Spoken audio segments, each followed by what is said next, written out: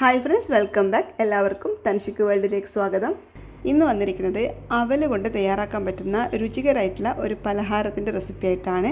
വളരെ കുറഞ്ഞ ചേരുവകളുണ്ട് വളരെ എളുപ്പത്തിൽ തയ്യാറാക്കാൻ പറ്റുന്ന ഒരു റെസിപ്പിയാണിത്. നമ്മുടെ വീടുകളിൽ എപ്പോഴും അവൈലബിൾ ആയിട്ടുള്ള വളരെ കുറച്ച് ചേരുവകൾ മാത്രം മതി ഈ ഒരു ഹെൽത്തി ആയിട്ടുള്ള പലഹാരം തയ്യാറാക്കാനായിട്ട്. വീഡിയോ കണ്ട് നിങ്ങൾക്ക് ഇഷ്ടപ്പെട്ടാൽ ചാനൽ സബ്സ്ക്രൈബ് ചെയ്യാനും കൂടെ കാണുന്ന ബെല്ലൈക്കൺ ക്ലിക്ക് ചെയ്യാനും ആരും മറക്കരുത്. നമുക്ക് വീഡിയോയിലോട്ട് പോകാം. ആദ്യം തന്നെ 2 കപ്പ് അവൽ ഞാനൊരു പാനിലോട്ട് ഇട്ട് കൊടുക്കുകയാണ്. ഏത് ടൈപ്പ് അവൽ വേണമെങ്കിലും നമുക്ക് എടുക്കാവുന്നതാണ്. 250 ml കപ്പിലാണ് 2 കപ്പ് അവലെടുത്തിട്ടുള്ളത്. ഇനി ഈ അവലൊന്ന് ഡ്രൈ റോസ്റ്റ് ചെയ്തെടുക്കണം. ഓൾറെഡി ഇത് നല്ല ക്രിസ്പി ആയിട്ടുള്ള അവലാണ്, എന്നാലും ഒന്ന് റോസ്റ്റ് ചെയ്തെടുക്കാം. കരിഞ്ഞു പോകാതെ ലോ ഫ്ലെയിമിലിട്ടിട്ട് വേണം ഒന്ന് റോസ്റ്റ് ചെയ്തെടുക്കാനായിട്ട്. അവൽ ചെറുതായിട്ടൊന്ന് റോസ്റ്റായിട്ട് വരുമ്പോഴേക്കും ഇതിലേക്ക് 1 കപ്പ് അളവിൽ ചിരകിയ തേങ്ങയാണ് ചേർത്ത് കൊടുക്കുന്നത്. 2 കപ്പ് അവലിന് 1 കപ്പ് അളവിൽ തേങ്ങയാണ് ചേർത്ത് കൊടുക്കേണ്ടത്. ഇനി തേങ്ങ കൂടി ചേർത്തതിന് ശേഷം നല്ലതുപോലെ ഒന്ന് റോസ്റ്റ് ചെയ്തെടുക്കാം. തേങ്ങയുടെ ആ ഒരു നനവൊക്കെ മാറുന്നത് വരെ ഒന്ന് റോസ്റ്റ് ചെയ്തെടുക്കണം. കരിഞ്ഞു പോകാതെ പ്രത്യേകം ശ്രദ്ധിക്കണം. നല്ലതുപോലെ ഒന്ന് ഡ്രൈ ആക്കി എടുക്കാം. അങ്ങനെ ഇതിപ്പോൾ ഇവിടെ നല്ലതുപോലെ തന്നെ റോസ്റ്റ് ചെയ്തെടുത്തിട്ടുണ്ട്. കണ്ടല്ലോ, നല്ല ക്രിസ്പി ആയിട്ട് തന്നെ എടുത്തിട്ടുണ്ട്. ഇനി സ്റ്റൗ ഓഫ് ചെയ്തിട്ട് ഇതിന് ചൂട് പോകാനായിട്ട് മാറ്റി വെക്കാം. ചൂട് മുഴുവനായിട്ട് പോകണമെന്നില്ല, ജസ്റ്റ് ചൂടൊന്ന് മാറിയതിന് ശേഷം ഇതൊരു മിക്സിയുടെ ജാറിലോട്ട് ഇട്ട് കൊടുക്കാം.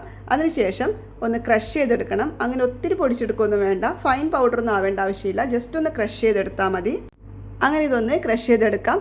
അപ്പോൾ ഞാനിതിവിടെ ഒന്ന് പൊടിച്ചെടുത്തിട്ടുണ്ട്. ഒത്തിരി പൊടിഞ്ഞിട്ടൊന്നുമില്ല, ജസ്റ്റ് ഒന്നിങ്ങനെ കറക്കിയെടുത്തതേ ഉള്ളൂ. അടുത്തതായിട്ട് അവൽ റോസ്റ്റ് ചെയ്യാൻ എടുത്തിട്ടുള്ള അതേ പാനിലോട്ട് തന്നെ 1/2 കപ്പ് അളവിൽ ശർക്കര പൊടിച്ചതാണ് ചേർത്ത് കൊടുക്കുന്നത്.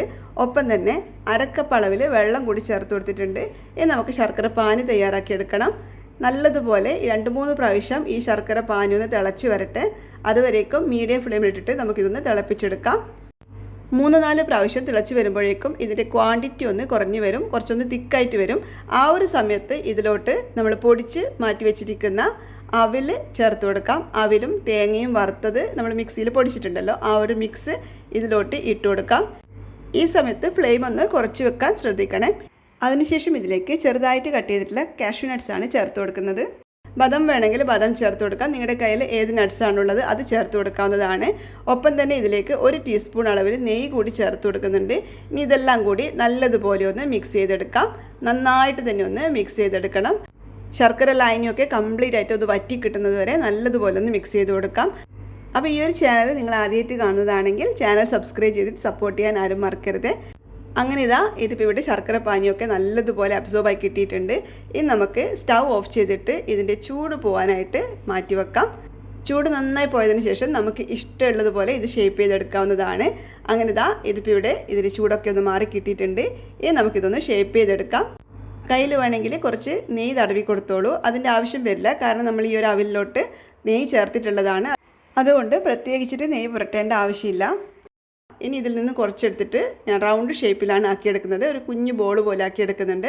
കണ്ടല്ലോ, നല്ലതുപോലെ തന്നെ ഉരുട്ടി നല്ല ഭംഗിയായിട്ട് തന്നെ ഉരുട്ടിയെടുത്തിട്ടുണ്ട്. ഇതുപോലെ നമുക്ക് ബാക്കിയുള്ളതെല്ലാം ചെയ്തെടുക്കണം. ഇത് നല്ല ടേസ്റ്റാണ്. കഴിക്കുന്ന സമയത്ത് ഇങ്ങനെ നട്ട്സൊക്കെ കടിക്കാൻ കിട്ടുന്നത് നല്ല ടേസ്റ്റാണ്. അതുകൊണ്ട് നട്ട്സൊക്കെ നല്ലതുപോലെ തന്നെ ചേർത്തോളൂ.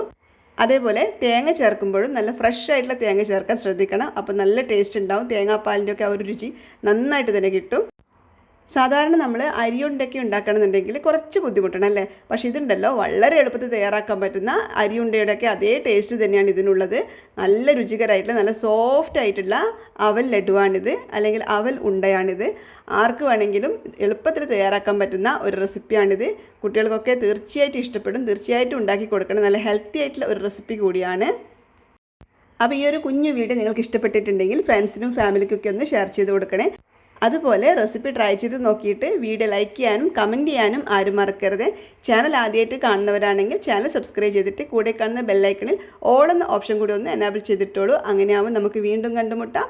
അപ്പോൾ വീണ്ടും പുതിയൊരു വീഡിയോ ആയിട്ട് കാണാം.